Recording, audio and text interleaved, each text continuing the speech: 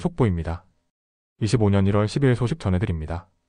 대통령 경호처의 김성훈 경호본부장이 경찰 국가수사본부 특별수사단에 세 번째 소환되었습니다. 이번 조사는 김 본부장이 직권을 남용해 민간인을 대상으로 부당한 감시와 조사를 지시했다는 의혹과 관련이 있습니다. 그는 앞선 두 차례 소환 요구에 불응했으며 만약 이번에도 출석하지 않을 경우 경찰은 체포영장 발부를 검토하겠다고 밝혔습니다. 이 사건은 공권력 남용과 사법, 체계의 엄정함을 시험하는 중요한 시험대가 될 것으로 보입니다.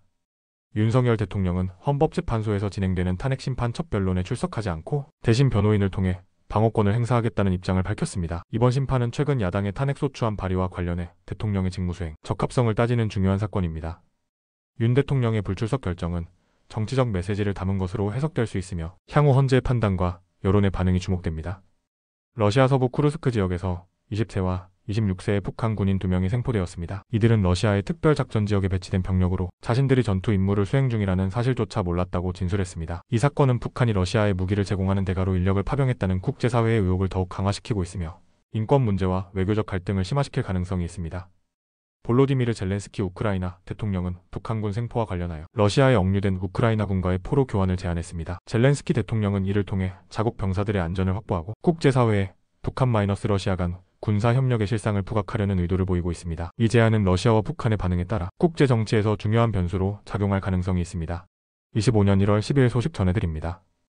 헌법재판소는 오늘 오후 이시 윤석열 대통령에 대한 탄핵심판 첫 변론을 열었습니다. 그러나 대통령 측의 불출석으로 인해 변론은 약 4분 만에 종료되었습니다. 헌재는 다음 변론 기일을 조율 중이며 대통령 측의 출석 여부가 향후 심판 진행에 중요한 변수가 될 전망입니다. 경찰은 윤석열 대통령에 대한 2차 체포영장 집행을 준비 중이며 경호처와의 협의가 진행되고 있습니다. 경호처는 매뉴얼에 따른 경호를 강조하며 체포 집행에 대한 입장을 조율하고 있습니다. 체포영장 집행이 실제로 이루어질 경우 헌정사에 큰 영향을 미칠 것으로 예상됩니다.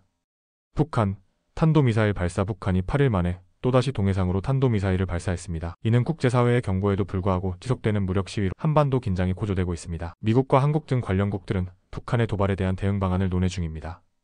미국 정부는 오늘 새로운 이민 정책을 발표하며 특정 국가 출신 이민자들에 대한 입국 절차를 강화하겠다고 밝혔습니다. 이는 최근 불법 이민자 수의 증가와 국내 여론을 반영한 조치로 해석되며 국제사회의 다양한 반응을 이끌어내고 있습니다.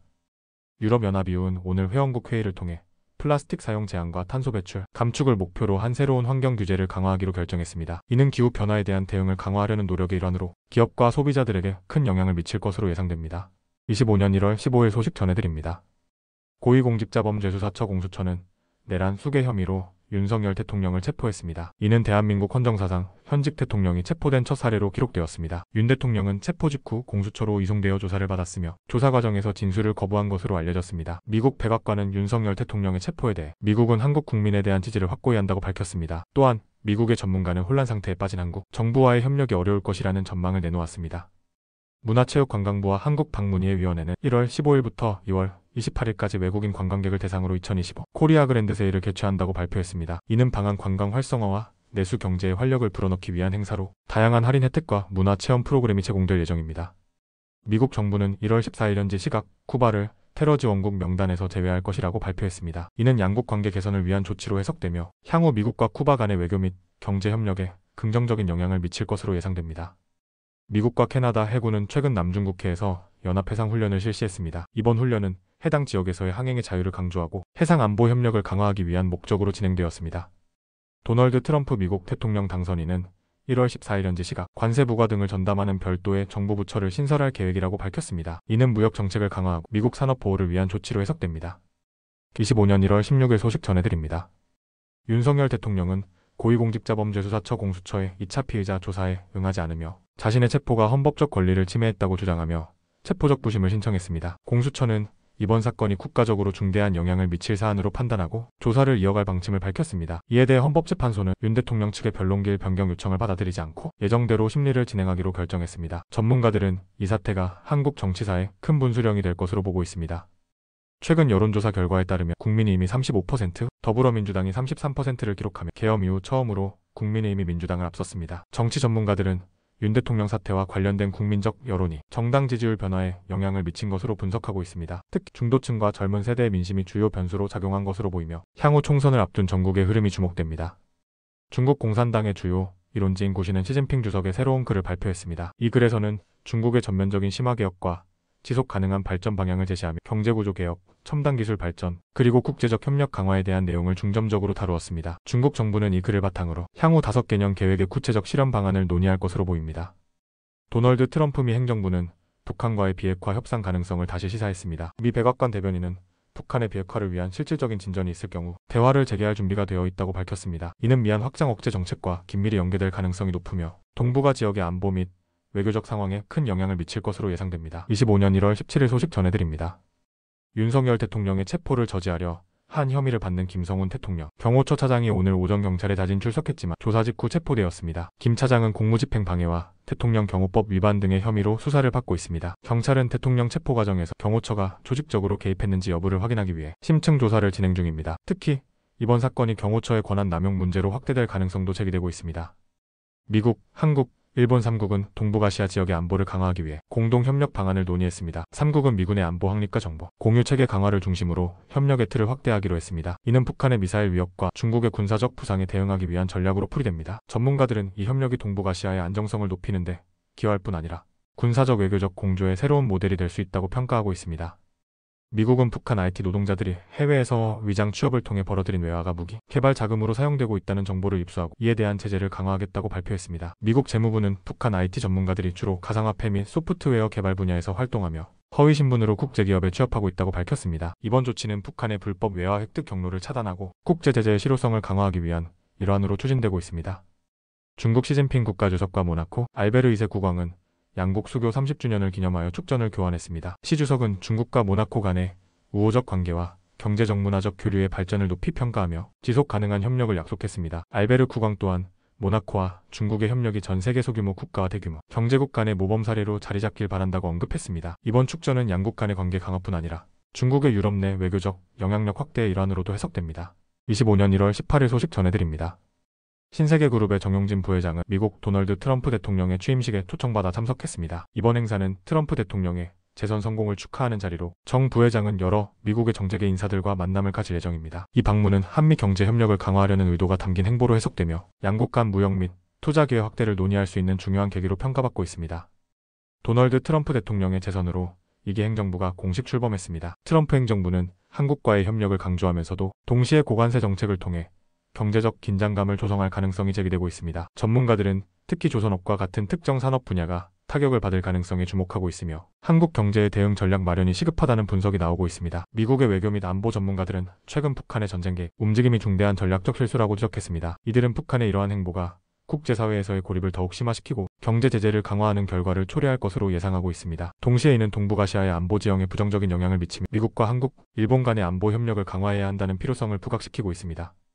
현대자동차노사는 2025년 임금 및 단체 협약 협상에서 합의에 이르지 못해 노조 측이 파업을 예고했습니다. 노조는 기본급 인상과 성과급 지급 방안 등에 대한 이견으로 인해 오는 1월 20일부터 전면 파업에 돌입할 계획입니다. 이에 따라 자동차 생산 차질이 예상되며 소비자들에게도 영향이 미칠 것으로 보입니다. 설 명절을 앞두고 국내 주요 대형마트들이 다양한 할인 행사를 진행하고 있습니다. 신선식품부터 가공식품, 생활용품까지 폭넓은 품목에서 할인 혜택을 제공하며 온라인 쇼핑몰에서도 비대면 구매를 위한 특별 프로모션을 실시하고 있습니다. 소비자들은 이번 기회를 통해 명절 준비를 보다 경제적으로 할 수 있을 것으로 기대됩니다. 미국 서부 지역에 기록적인 폭설이 내려 교통마비와 정전 등 피해가 속출하고 있습니다. 특히 캘리포니아주와 오리건주 일부 지역에서는 눈사태 경보가 발령되었으며 당국은 주민들에게 불필요한 외출을 자제하고 안전에 유의할 것을 당부했습니다. 유럽연합EU는 플라스틱 폐기물 감축을 목표로 일회용 플라스틱 제품의 사용을 제한하는 새로운 규제를 도입했습니다. 이번 규제는 플라스틱 빨대, 식기류, 면봉 등의 사용을 금지하며 회원국들은 이를 준수하기 위한 법적 조치를 마련하고 있습니다. 환경단체들은 이번 조치가 해양 오염 감소에 크게 기여할 것으로 기대하고 있습니다. 25년 1월 19일 소식 전해드립니다. 서울서부지방법원은 내란 우두머리 혐의로 기소된 윤석열 대통령에 대한 구속영장을 발부했습니다. 이에 따라 윤 대통령은 서울구치소에 수감되었으며 이는 대한민국 헌정사상 최초로 현직 대통령이 구속된 사례로 기록되었습니다. 이번 결정은 현직 대통령의 헌정질서 준수와 법적 책임에 대한 상징적 의미를 담고 있으며 정치적 및 사회적 여파가 클 것으로 보입니다. 한편 윤 대통령의 구속 결정에 반발한 일부 지지자들이 서울서부지방법원에 난입해 소란을 피우는 사건이 발생했습니다. 이 과정에서 일부 시설이 훼손되고 법원 내 안전이 위협받는 상황이 벌어졌습니다. 경찰은 해당 사건을 중대사안으로 판단하여 즉각 수사 전담팀을 구성했으며 주동자와 가담자에 대한 강력한 법적 조치를 예고했습니다. 다가오는 설 연휴를 앞두고 제주도와 강원도 등 주요 여행지의 숙박 예약률이 80%를 넘어섰습니다. 특히 가족 단위의 여행객이 증가하며 주요 관광지 주변의 항공권과 기차표도 빠르게 매진되고 있습니다. 여행업계는 오랜 팬데믹 기간 동안 억눌렸던 여행 수요가 한꺼번에 폭발하면서 이번 연휴가 국내 관광산업에 긍정적인 영향을 미칠 것으로 기대하고 있습니다. 다만 높은 수요에 따른 가격 인상과 일부 지역의 교통 체증이 예상되어 사전 준비가 필요하다는 조언도 나오고 있습니다. 경기도의 한 대형 공사장에서 안전관리가 미흡한 상태로 작업이 진행되던 중 추락사고가 발생해 2명이 중상을 입는 안타까운 일이 있었습니다. 피해자들은 즉시 병원으로 이송되었으며 현재 생명에는 지장이 없는 상태라고 전해졌습니다. 정부는 이번 사고를 계기로 주요 건설사들에게 안전점검 강화를 요청하며 현장 관리 감독을 한층 강화하겠다고 밝혔습니다. 또한 재발 방지를 위해 작업 안전 규정을 위반한 기업에 대해 강력한 제재를 검토 중입니다. 영국 의회는 소비자 보호와 환경 보호를 목표로 비건 인증 제품에 대한 규정을 대폭 강화하는 법안을 발의했습니다. 새 법안은 비건 제품으로 표시된 상품의 원재료와 제조 과정을 보다 철저히 허위 광고나 잘못된 표기에 대해 강력히 규제할 예정입니다. 이번 법안은 증가하는 비건 인구와 환경 문제에 대한 사회적 관심을 반영한 것으로 소비자들이 더욱 신뢰할 수 있는 제품을 구매할 수 있는 환경을 제공하려는 목적을 담고 있습니다. 일본 정부는 심각한 초저출산 문제를 해결하기 위해 대규모 지원책을 발표했습니다. 신혼부부를 대상으로 주택 구입 보조금을 지급하고 출산 가정에는 보육료 전액을 지원할 계획입니다. 정부는 이러한 경제적 지원 외에도 양질의 육아, 환경 조성을 목표로 보육시설 확충과 부모, 교육 프로그램도 함께 추진할 예정입니다. 전문가들은 이번 정책이 단기적인 출산율 상승뿐 아니라 장기적인 인구 구조 안정에도 기여할 것으로 기대하고 있습니다. 호주 남부 지역에서 발생한 대규모 산불이 빠르게 확산되며 현재까지 100여 채 이상의 가옥이 전소되고 수백 명의 이재민이 발생했습니다. 당국은 즉시 주민 대피령을 발효하고 소방 인력을 대규모로 배치했지만 강풍과 높은 기온으로 인해 화재 진압이 쉽지 않은 상황입니다. 호주 정부는 긴급 지원을 위해 추가 예산을 편성하고 산불로 피해를 입은 지역 주민들에게 주거 지원과 구호 물품을 제공하기 시작했습니다. 기후 변화로 인해 대규모 산불 발생 빈도가 증가하고 있다는 점에서 이번 산불은 환경적 경각심을 일깨우는 계기가 되고 있습니다.